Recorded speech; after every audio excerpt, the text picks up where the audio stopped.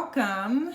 I am back for another blog with you guys, and I am excited and a little bit nervous because I've got my husband here, Michael Moses, and anybody who knows him or knows us, you never know what's going to come out of his mouth. So we're going to see what happens today. But if this is your first time tuning in to one of my blogs, I just want to welcome you and say thank you. My blog is about faith, family, and fitness. And I just like to share with you what has worked and what is working for me along this journey. So today I wanted to bring my husband on. His name is Michael Moses, and he is the owner, conceptor, the mastermind behind the restaurant concept Friedays. So Moses, tell them a little bit about Friedays. Friedays is a gourmet loaded French fry concept that incorporates all your favorite things into one dish, essentially. Long story short. Favorite things like what? Like bacon, cheese, hamburger, sirloin, salsa. All of that. Onions, peppers. Yeah. Pizza. So do they pick those things? Like, do they pick different items and then put them on the fries? We've got about 10 different options of a loaded French fry. All those things don't come on one plate, but there's 10 different options. I'm in the process of developing a low carb option. We need that. The Shape Your Fit shapers, we need that. A pescatarian. I already have a vegetarian. Yes. Some of it's gluten free already.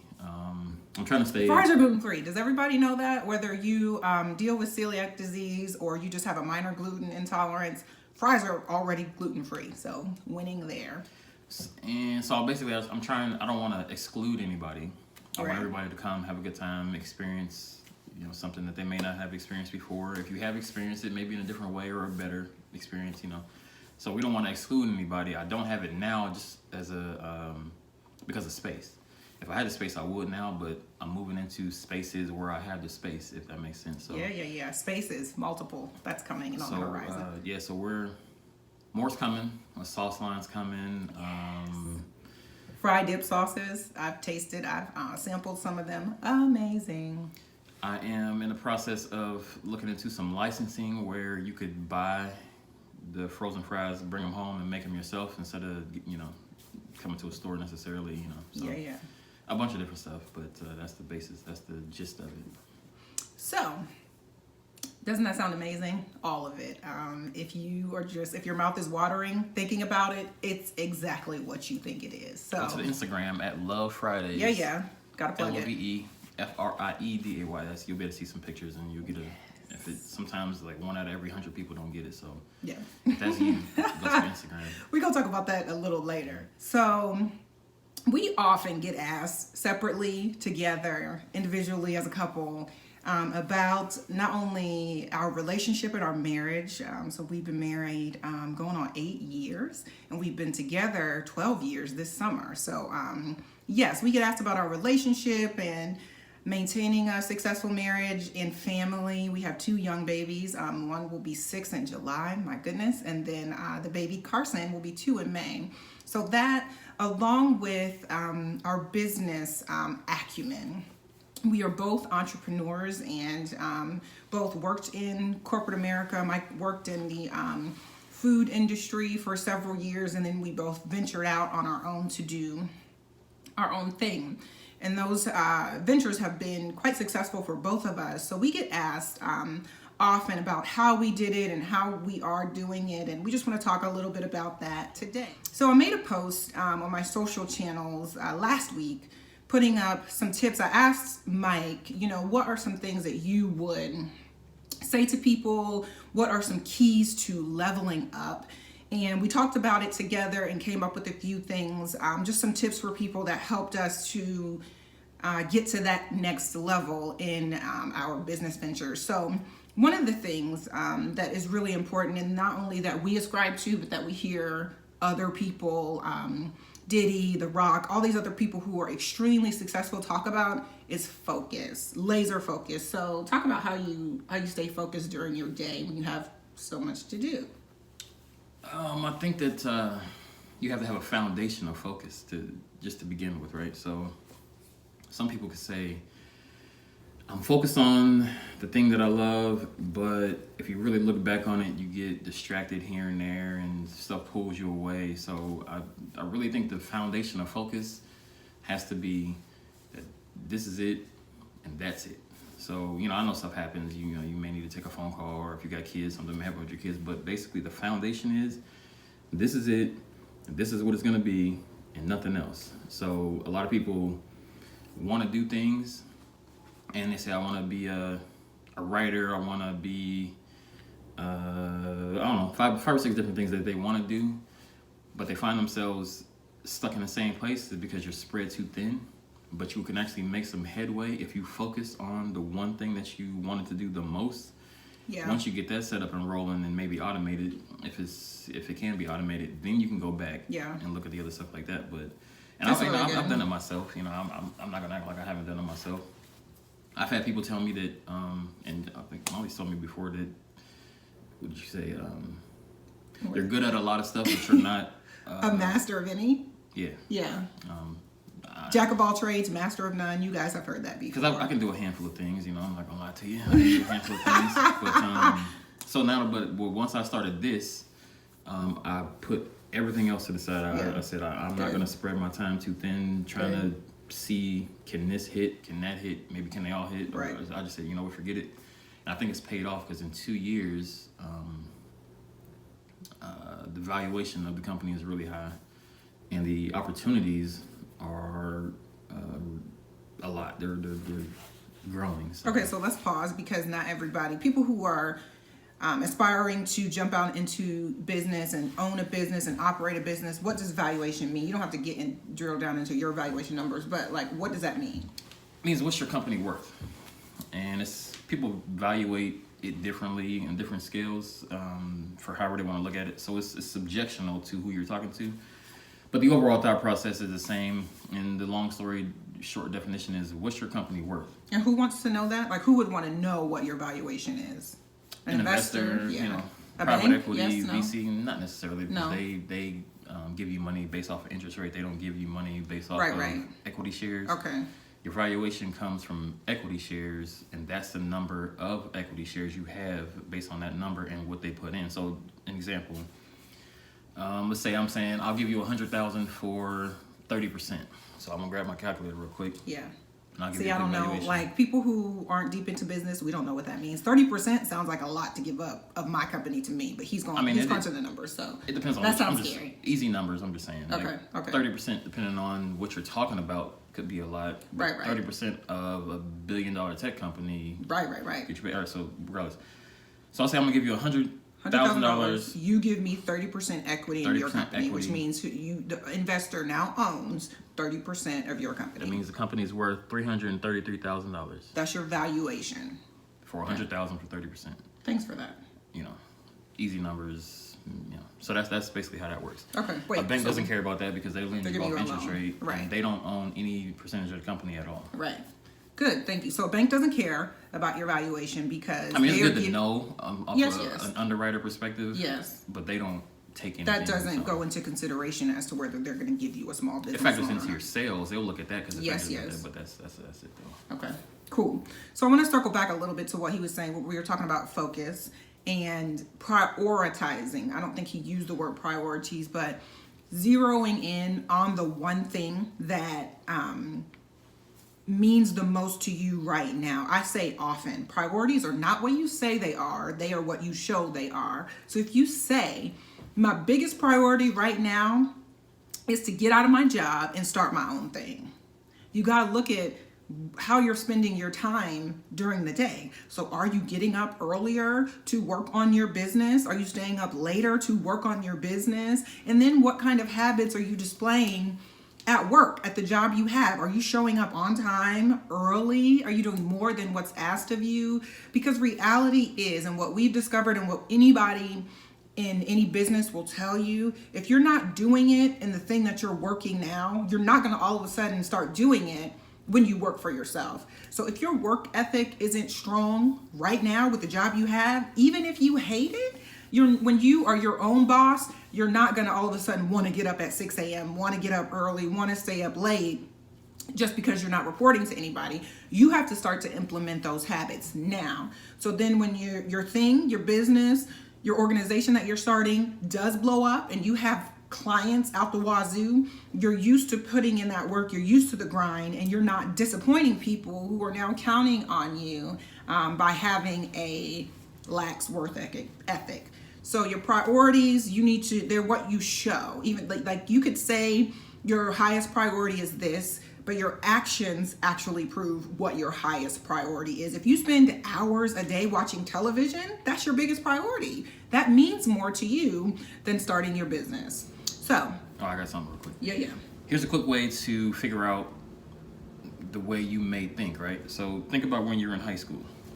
You knew you had to be there. Well, I'm saying you knew you had to be there at 8 o'clock, right? You knew you were getting out at 3:30. So you did that for 4 years if you graduated. Now, what happened when you went to college? You had a schedule. Yeah, that you chose. You got to pick. But it's your choice. If you make that 8 o'clock class, yep. You make the 8 o'clock class. If you don't, the teacher's not emailing you saying, where were you? Yeah. So think about the regimented aspect of high school. Yeah. The non-regimented part of college. Mm-hmm. How did you do in college? Mm-hmm. That's a quick way to summarize. If I leave my job, how would I do? Real good. I have control of all my time. Real good.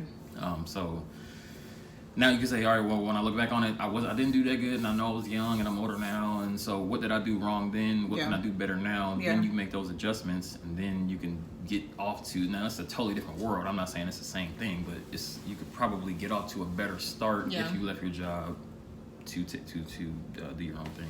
Good. That's good. And one thing he just said is just adjustments. And what we have discovered as parents, as a married couple, it's constantly about adjustments. So learning from mistakes, challenges, emotional reactions to things, learning from that, because nobody's perfect. But the people who consistently seem like they're getting it right, it's not like they're not making mistakes. It's not like they're not having small failures, small missteps. It's that they are learning from them and adjusting their behavior as a result. So it looks like they're constantly winning because they're constantly making adjustments.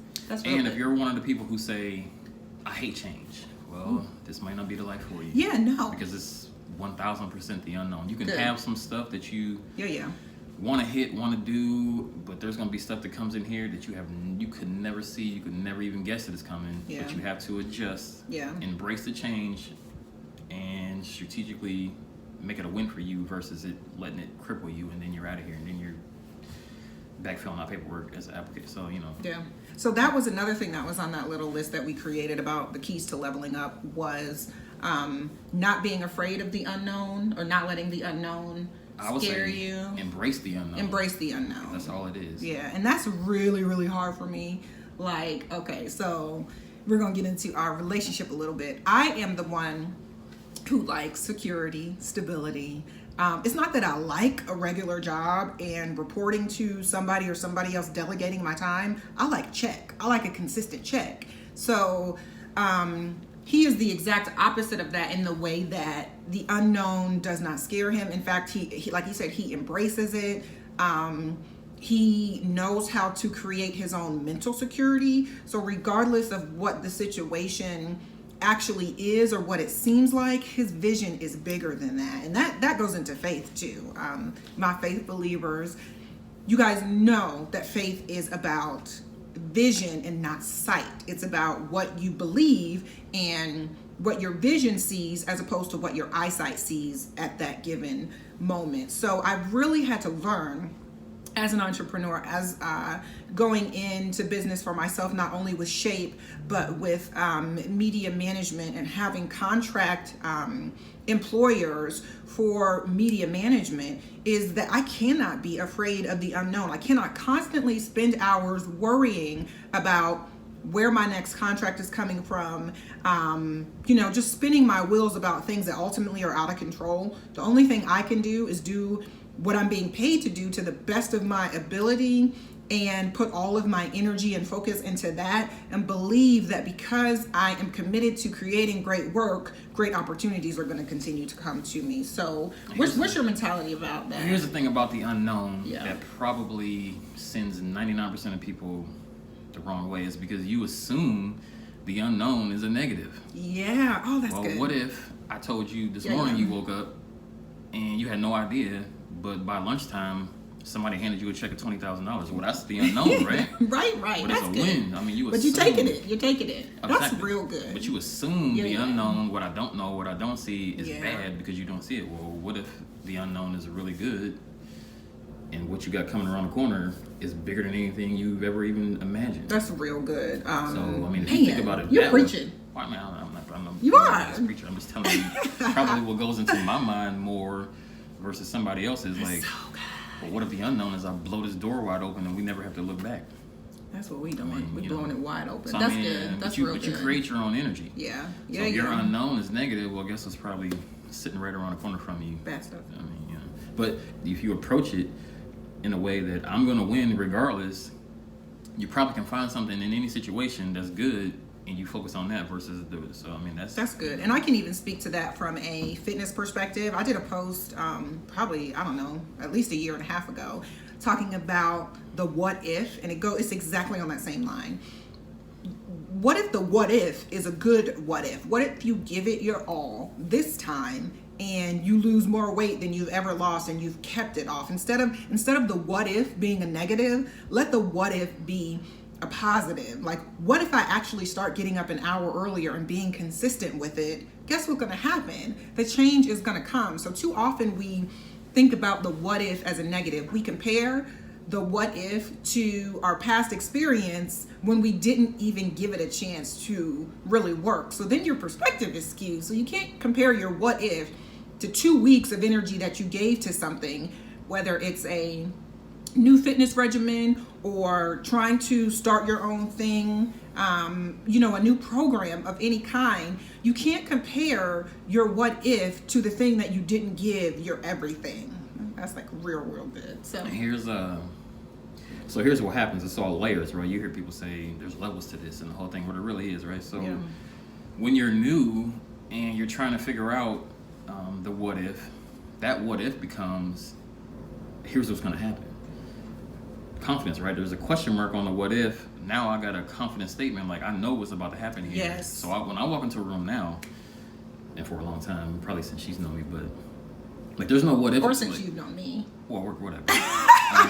There's no what if here when I'm going. Like I'm gonna tell you what's gonna happen. I'm gonna leave out of this room with a couple new relationships, probably a new opportunity. Good, so good. That's what's going to happen. Not Yeah. what if there's nobody in here that can, or what if I don't Good. meet the right. But like that's not gonna happen. Because I'm going to make it happen. So another thing that feeds right into another thing I wanted to talk about, and I get asked about, he gets asked about, and this question comes from people of all demographics, people of all age groups, men and women. Confidence. Where do you get that confidence from? Like you said, you know you're going to walk into a room, you say these certain things are going to happen. How do you know that? Because that's not my testimony. I'm getting there, but how do you know? Like, well, I can't speak for anybody or you or anybody. I'll tell you what I do. There's literally a switch you have to flip, right? So the thought process is, so what am I here for? Good. Am I here Objective. for- This is practical information. Objective. Why am I here? What am I here for? Good. Am I here just to be in this room and say I was in this room with all these people in it? Yeah. Or am I here You're to get pictures, selfies, post about it, or am I here to build? come on. Sorry. So am I here to build, right? I never came from where I came from to where I am now because, and I tell this all the time, I never wanted to be mom and pop guy. Like, and that's cool to people who, want to have something and then it takes care of what they, but I just never wanted to be mom and pop guy. Yeah. So I'll risk it all for the home run instead Good. of just the base hit. Good. If you understand baseball terminology. So what am I here for? Well, if I'm here for a reason and I'm trying to build something, then I need to get myself in front of, and I'm not waiting on people to come to me. I need to put myself in front of the people who can do what I need to get done and where I need to go. I don't care if it's scary or not, because the fear part is just that. once you actually say hello, my name is, you feel all that do like this. Now you can actually start talking, and then as long as you have something behind you and you start talking, like people are really kind of, they're interested in meeting you too. Yeah, They that's just what we know it don't yet. realize. Yeah, Like they want to meet you too. They're here for a reason too. right. So they're interested in meeting you. Oh, how can we do this? Where can we? So if you understand why am I here, it leads to the next thing, and it leads to the next thing, and then it's like, all right, well, if I can be strong enough to get dressed and come to this room, I can also be strong enough to take the first step and reach my hand out to say, hello, my name is, and here's what I do with you, so one thing leads to another, and then the other thing leads to another, and then the next thing you know, you're off and running, and now after you talk to the first person, you develop something, now you got momentum. Now it's like somebody had to hold you back from going to meet it, so Good. if you can just get out of your own way. Yes. And listen, I don't really speak, and if I say something that seems strong, I don't really say stuff that's like to give it to you to where it's like so nice and wishy moment, because that's not the way it is out here. It's just not. People don't really care about if you were there and you didn't say anything to them. Well, you missed out, because I could have offered you. So you need to approach this aggressively, because those are the only people who really win out here. That's good. The aggressive people that are willing to take control of what they want to do. Yeah. Nobody's coming up to you and saying, "Hey, so what do you do?" That's not really good. You may get lucky, and small percentage of people. But majority of the time, if you don't create it, it's not going to happen. That's good. That's good about waiting for opportunities to come to you, for people to come to you, for somebody to respond to a post you made. Is like, it's unrealistic, right?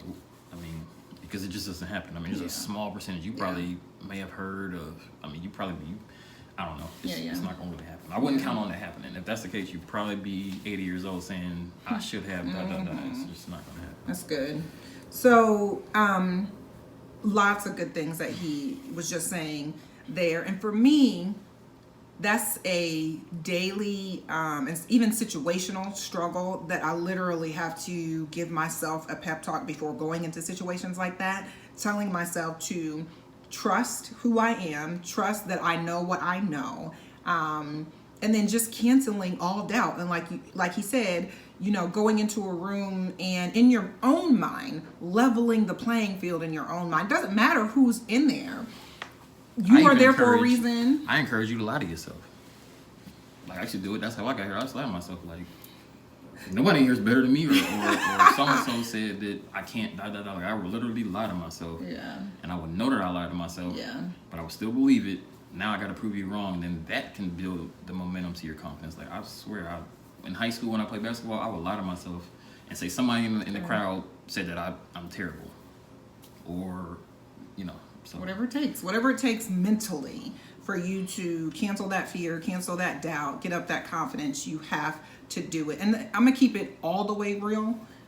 Another thing you have to do, when at all possible, be as prepared as you can for these situations. The reason a lot of entrepreneurs get a bad rap is because they go into situations unprepared. You don't know your numbers. You don't have your business plan solidified. You haven't vetted it through anybody. You haven't done your research. You haven't done cost analysis. You haven't done market studies. Be prepared for the situation you're walking into. That helps with your confidence too, because then you know you're undeniable. I have my stuff together, and if I get denied, it's not because of anything I did or didn't do. It's because either this person doesn't understand the concept, they don't get it. Like he said, there's certain people, as big as Friedays has scaled in 2 years, there's still some people that just don't get it. But when you're fully prepared for the rooms you're walking into, for the hands you're about to shake, when you know what your need is. Hey, I need staff. Hey, I need PR. I need connections. Hey, I need money. If you need money, how ridiculous is it not to know exactly how much money you need? You never know. Like he said, the positive what if is, what if you meet somebody who can immediately fill that need for you, but you haven't clearly defined what your need is? Come on, fam. Be ready for the situations that you're walking into. Be prepared, and that helps with your confidence. Yeah, so like I said, there's a lot of people who don't get people walking up to them asking them for stuff. But there are a lot of people who went into a room and said, "Here's what I need," and got it. Yeah. There are millions and millions. I mean, so good. The scale is like this. Yeah. It's not even close. So unless I gotta always give you a little bit of Bible. Have not because you ask not. And that, if you really, really think about it, that even is giving you keys. Like, you can't vaguely ask. Like, how much sense does it make?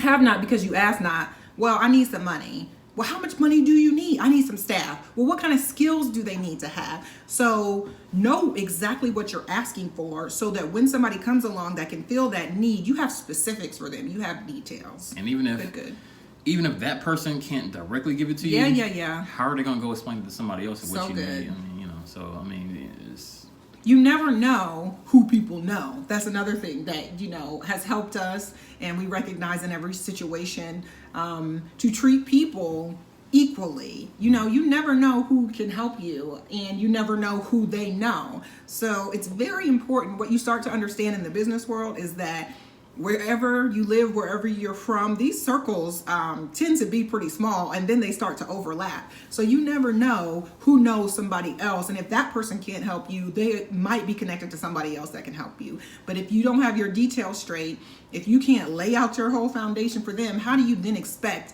them to be able to go back to the person who was looking to invest in something and you couldn't fully explain your concept or whatever the need is? and these people aren't in these marketing meetings and these groups that you go out to. These people aren't really there. They're standing next to you at Walmart. Right.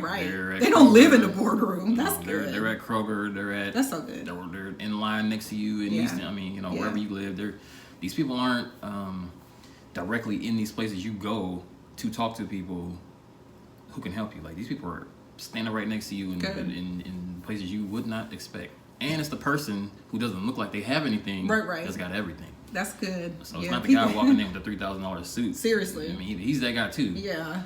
But some of these people, the whole fake it till you make it stuff, that's real. It happens. It's real, but that mentality is stupid. Exactly. But it's the dude that don't look like it's the dude that look like he's in their opinions, and that's because he's super frugal, but he's got everything that you need. Yeah. And you standing right next to him, you have no idea. And I'm not saying going up and pitch everybody you but say, don't hey, how that. are you? Khalid to oh, I'm doing well. So what do you do? Yeah. And then boom, good. boom. You know, so you know, she call what do you call me when we go somewhere and I might Oh my God. He like never knows a stranger. He talks to everybody, young, old, black, white.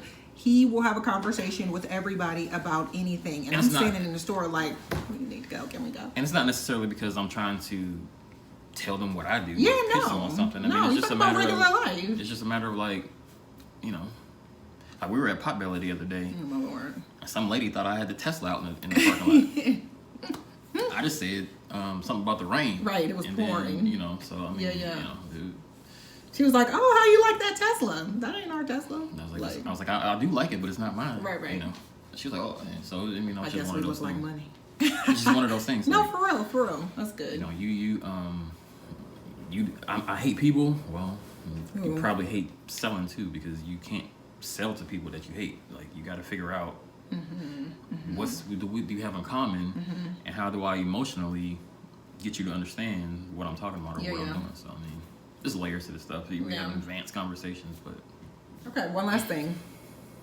Question we get asked, and we got asked all the time. How do I start? You know, I have this great thing, this idea, this has been going on in my mind for years. I even have stuff on paper, but how do I begin to take actionable steps? Where do I know what is the first thing I need to do? How do I get started? What do you say to people who need help there? How do you get started? So it's 2019, right? It is. Show you. It's February, man. First of all, you have to realize the power that you have sitting right there in your pocket right now. Good. Your phone's not a smartphone if you don't use what it's smart for. Like, if you just use it for email and making phone calls, and you don't have a smartphone. You just have a regular phone and some bells and whistles on there that you don't even touch. It's a word. That's a word. Use your phone to get done what you need to get done. Good. I mean, it's really not. So, you think about all the access that you have that you didn't have 10 years ago and then like 20 what? years ago. Like, I don't know, maybe Google. I mean, some people literally get on Facebook and ask questions so people can answer them for them instead of just hopping on Google and it would take you 3 seconds to get the answer for it. Yeah. I mean, I see like people do that and it blows my mind. It makes them so mad. Maybe you just want the chatter or the conversation that you really don't want the answer to the question. But if you really want the answer to that question, good, you can get it 10 times faster just by hopping on Google and typing in the search bar, Okay. then sitting there waiting on people So to what comment. we're really talking about is research, right? When you terms of Google and getting started. I mean, not necessarily research. using I'm just saying tools. understand what's available to you. Yeah. Then you can research. Okay. So that, and then understanding the difference between a hobby and a business, because they're two different things. Yeah. Just because you loved it growing up, just because it just means so much to you, doesn't mean the market likes it at all. Yeah. Now, maybe you do love something that the market wants, or there's some void there, or some niche there that you can tap into, and you also love it. But Research. the majority of the time, just because you love it doesn't mean I love it, and she loves it, and the market loves it. The market tells you if you have a business or not. So, Good. so you could spin your wheels saying that I love jump ropes growing up, and I really love these jump ropes. Well, if the whole world's fat and want to be fat, then your jump ropes mean nothing. That's just the truth about it. So understand the difference between, do I have a business here or do I not? What's the market? You can do your research. Now the research comes in. Yeah. Do I have a business, or is this just something I love and I need to figure out what I need to figure out for something else? Because the companies that are winning are either making things better or jumping in niches that have voids. It's the only two things that you can really do. That's it. Everything else at this point is 2019. Everything else has been done. Like, it's been done before. So you're either making something better Good. or jumping into something that already exists and creating something forward, and that's it. And don't be afraid. So let's pause right there for a minute. Don't be afraid if you fall into the making things better, and don't be afraid of the whole oversaturated market. There are some aspects of the market that are oversaturated, and you might need to reconsider what it is you're trying to do. But there are so many different niches and so many different audiences for one specific market. You could just hit a different target with what you're doing and how you're doing it in a different way. So even though, let's go back to what he said about society being fat and not liking jump ropes, but if you can get people to respond to that product, and not only that product, but you and how you are engaging with that product in a different way, you could actually have a thing. So don't be afraid if you fall into the sector of business owners and concepts that are making something that's already there better. That's not a bad thing. Think about it. So I never used it before, but think about WhatsApp. You use it, right? Don't you? Yeah. Well, it's what is it? It's a Tell them what it is. It's like a group texting app, and I got into using it because a friend in our BFF group moved overseas, and it was the app that was most accessible for her to be able to group text with us. They didn't create text messaging. Right. All they did was create something new inside of that text messaging, made it a little better. Yeah. Probably got her to get rid of international fees. Yeah. So they made it better. Good. And then Facebook comes to buy it for $2 billion. Really? Yeah, Facebook owns WhatsApp. I didn't even know that. Yeah, they bought it for $2 billion. I had no idea. 2 or 4 billion they bought it for. Yeah. Think about Instagram. They didn't create apps, and they didn't create the ability to take pictures, but they make pictures and apps fun. Facebook buys that for $2 billion. I believe. I mean, it's all kinds of stuff out here, So So like I said, odds are you're not going to create something that's never been created or thought about, or if odds are you're not going to do that. You jump into a niche, you make something better, and that's probably your best way to go. Researching the market, researching competitors, people who are doing it well, have done it well, and people who didn't do it so well. You need to look into both of those. Now here's the thing about competitors too, because that holds a lot of people back. I know one person in specific who is looking at who else is out there. Are they better than me? What are they doing? What can I do to do what they're doing or whatever? Like, it's cool to know who's out there. But you can't let them control what you're doing or make you feel bad about what you're doing, because you're really only in charge of and can control what you're doing. Good. So to give you an example, when I started the food truck, I did the research. I said, all right, well, I know there's food trucks out here, but how many are there? I think at the time there was 63 or something like that. In our local market. In the local Columbus market here. And then I said, all right, well, who's doing fries?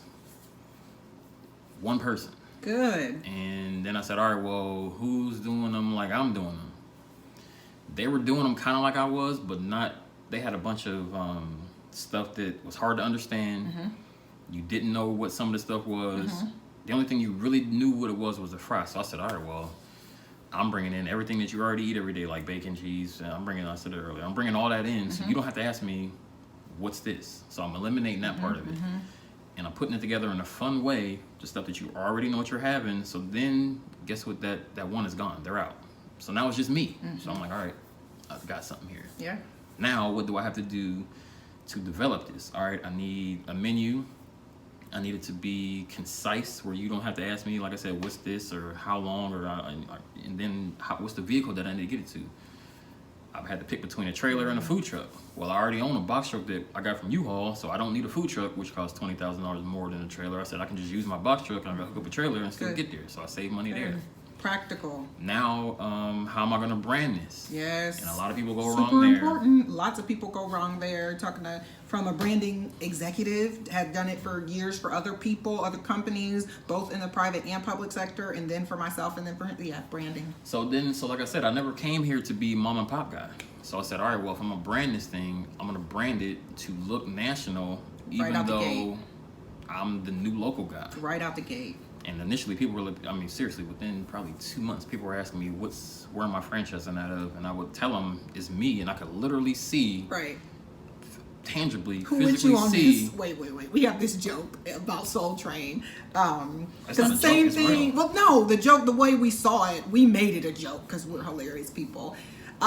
James Brown went to visit the Soul Train studios in Don Cornelius, and it looked, the branding, if you ever have watched Soul Train, if your parents grew up on Soul Train, the branding and the way Don did it was meticulous. So when James came to visit, he kept asking Don, who with you on this? Meaning, like, what old white man is behind you? No offense to anyone. Who's behind you? Who's backing you? Who helped you put together? And Don is like, it's just me, man. I built this. I did this. They said before he left, he had asked him no less than 6 times, who with you on this? He thought he just wasn't telling them. So he thought he was just BSing them, go by, he'll come back around. All right, man, who with you on this? So that's what happened with Fridays. Like, people would come and, where are the franchises? Where are your locations? Who with you on this? So basically. I'll tell you just a quick, because I don't know how much time we got left here, but we good. The thought process into how I did that was, I'm not gonna do this thing Mike's Fries. Good.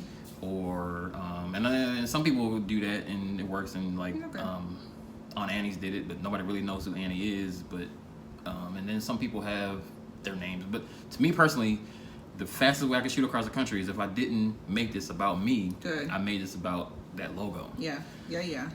So it's just Fridays. My name's not anywhere on there. You'll see me in there. So that was the big thing. The color, the red, the bold, the thought process behind that was, if I'm driving this trailer on the freeway, I want you to be able, if I'm going this way, I want you to be able to see me when you're coming this way. Mm-hmm. Look across the street, see me through all those cars. You might not necessarily see everything, but you take a picture in your brain. Mm-hmm. And when you see me again, then you say, wait a minute, I think I saw this before. You might still not even know where, but subconsciously, I got you. You're in there. Big red, those 2 things, and then, I got my tagline and all that stuff. But those 2 were the 2 major things that built out into the domino effect of strategic placement of everything. So I would branding is a big thing. I wouldn't make it about you. If it's a specific talent that you have and only you can do, fine. But you have to understand how limiting that is too, because you can't necessarily bring anybody in to help you if you grow. If it's only something you can do and it's so hard that only you can do it, you got to understand, all right, well, I can make a lot of money here myself, but I couldn't necessarily scale because I'm the only one that can do this. So, you want to think about that too. So we're getting far, and I don't want them to lose. So we talked about tools and resources, your phone, Google. There's so many more resources out there. Doing research, doing market research, differentiating if this is a business or a hobby. Market comparisons, looking at who is already doing this, who's doing it well, who's not doing it well, taking tips and adjusting what you're doing, and then branding. We talked about branding. And so what's one last tip about getting out there? Actually, where do I start is the question. Where do I start? One last tip for where do I start? Just ask somebody. Somebody else is doing it. Good. Probably. Just, like if you look at Steve Jobs' story, when he was a teenager, he reached out to whatever the big company was and say, hey, can I have this and can I have that? And they sent it to him. Yeah, that's good.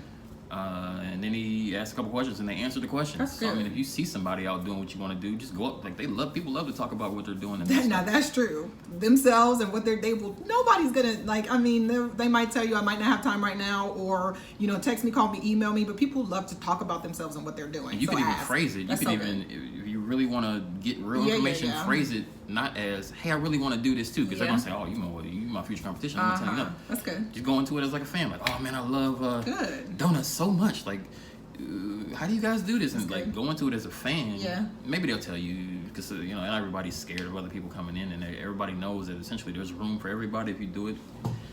But go into it like a fan and ask questions, and then take that home and then say, all right, now how do I?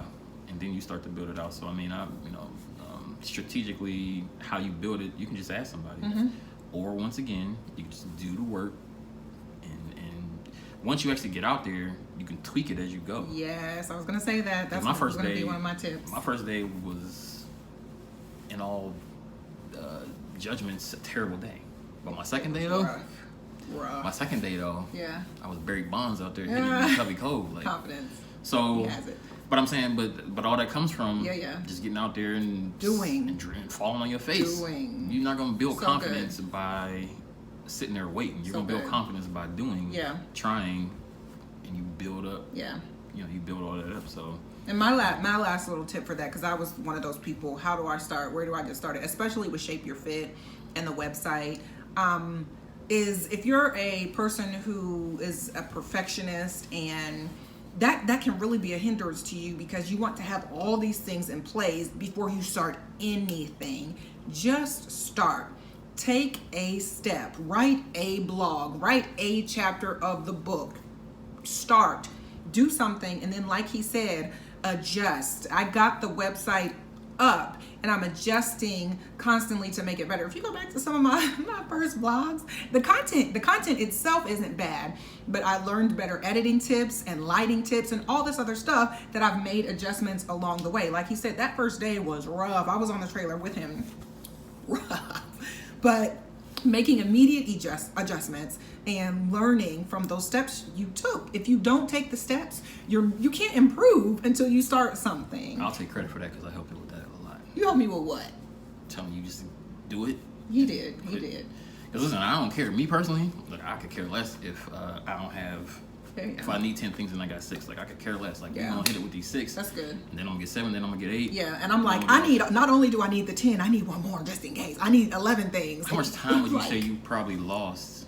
Years. Years. I lost years of time waiting to start this website and take on fitness clients and take on media clients. I lost years of time. It's unfortunate, because I didn't have what I considered all my ducks in a row. And I was there for quite a bit of it. You probably saw me sticking my neck out there and having to pull it back and sticking my neck, and that probably was like, well, I don't want to go through that, and so that could have played a role in it. But at some point, you got to say, man, I don't even care no more, because the people who you think are judging you, man, they really aren't. So good. But even if they are, they're never going to do anything anyway. That's good. So, I mean, so while you're worried about what people are going to think and say, and they're going, man, what they doing? Please trust me, these people respect you, because at bare minimum, they can say, hey, look, they're better than me, because I can never get out there and do it. Even if it's a momentary, like, man, the older you get, like, really, the older you get, people understand. People respect your attempts. People, the mentality you have about people, that's like early 20-year-old teenage laughing at them. Like, nobody in their 30s is sitting back laughing at somebody that tried to do something and it didn't work out. That's good. It's all in your mind. If they are, you don't even necessarily want those people talking to you. You don't care anyway. So it's really all in your head, and you're playing your own head games to hold yourself back, and that's really all it is. So so I don't know anybody, and like I said, I don't keep myself around bad energy, but nobody can look back and say anything I've done. They can sit back and laugh at me and say, nah, that didn't work. Out here doing things, learning, making moves. I can tell you a whole lot of stories about stuff that I've done, but without that, we would not be here. So I'm grateful for not the failures, but the learned lessons, the dozens of companies he's had before this, and there have been dozens. I'm grateful for all of that, because we would not be here without it. I wouldn't be here without it. So anyway, thank you, babe.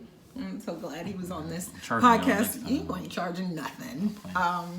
But thank you guys so much for watching, for tuning in. I appreciate you. If something was said that, you know, just touched your soul or that you connected with, please subscribe. I would love to have you, and maybe we'll bring him back on, Moses, at another time. But let me know if you guys have questions, comments. Please share this. I appreciate your time. You could spend your time doing lots of things, and the fact that you choose to spend it with me and listen to what I have to share, I really appreciate it. So keep pushing. You've got this. So for those, hey, before we go. That's my tagline. You can't just come in. Okay, go ahead. Say it twice. I will. So since you listened, we'll give you a little secret, right? Oh, we give it out secrets? Yeah, we're going to some secrets. Okay. So all the stuff that I told you, I'll give you an update on 2019. So we got Polaris. Yes, these are real secrets. Yeah, we got Polaris.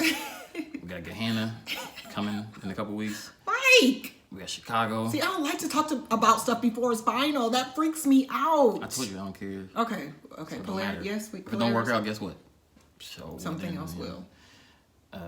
Polaris, Gehenna, Chicago, and even possibly something in Memphis. All right, so. Woo. But all this comes from stuff that we talked about. Yeah. I mean, it blows right open. And this is all within the last 3 weeks. Yeah. Fast. Not Polaris. It moves fast, and you have to be able to keep up with it. Yeah. So, wow, he's just divulging So the major secrets. That's a treat for those who listen. Yeah. So big things coming. And I set a mantra for 2019, and it's watch me work and watch us work. Because we're working, we're putting our feet to the fire. We are holding ourselves to what we say we want. So all that stuff he just rattled off about these multiple locations, watch us work. All right. Can I say it now without you interrupting me? Yeah. Keep pushing. You've got this.